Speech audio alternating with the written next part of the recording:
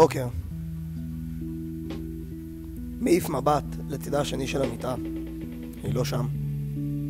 בקושי יוצא מהשמיכה. מתלבש. כוס עמק, שוב אני מסתבך עם העניבה. כוס קפה, חיוך לשכן, הליכה לאוטובוס. 7:30 בדיוק. זורק גורל לילדה הקטנה שיושבת בצד הדרך, ליד תחנת האוטובוס. עטופה בסמרטוטים, מחייכת עליי חיוך עייף. מושיטה יד לבנה וכחושה, המבצבצת מבין הבדים. מחכה לאוטובוס.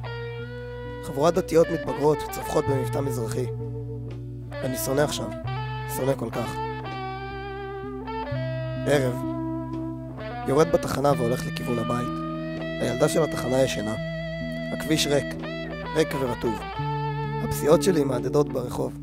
נרדם, עטוף בריח תחב ובקבוק בירה לידי. הבקרים נראים אותו דבר, והצד שלך במיטה הוא מלא בערימות בגדים ועטיפות חטיפים. שקעתי בסם. יוצא עם חליפה מרופטת מהבית וחי מקפה לקפה. פסיעותיי ממשיכות לשיר את זמרת הרחוב. עוד גלגל, עוד בורג בעולם.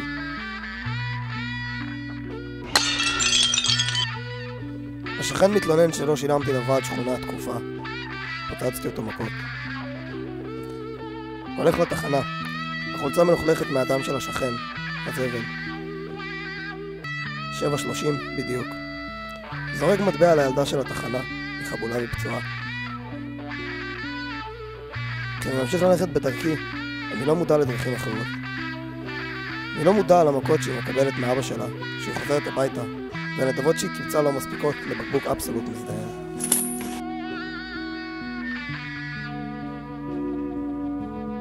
כל בוקר. פיטרו אותי מהעבודה.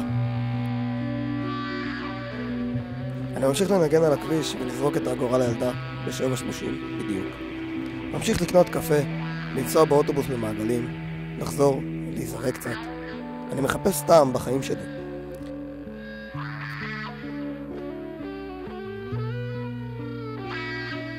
אני באמת רוצה להרגיש מועיל, לעזור למישהו.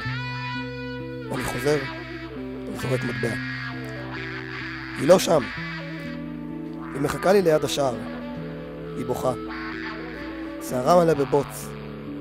אני מסתכל לה בעיניים. והעיניים מחזירות לי מבט שראה הכל. שיכול ללמד אותי על כאב. לפתע אני יכול להרגיש מועיל.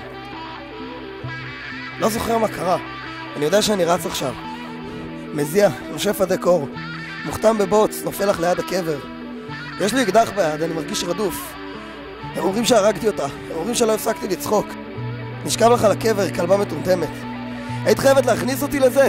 היית חייבת ללכת לי? אני לא מרגיש כלום. שומע צליל מוזר, רואה לבן. כדור עופרת תקוע לי במוח. כנראה הריתי בעצמי או משהו. כל מרוחק מכריז. שעת המוות, 7:30 בדיוק. כוס עמק, 7:30 בדיוק. אני רץ לתחנה, אבל איחרתי. 7:31 ועוד לא זרקתי למטבע.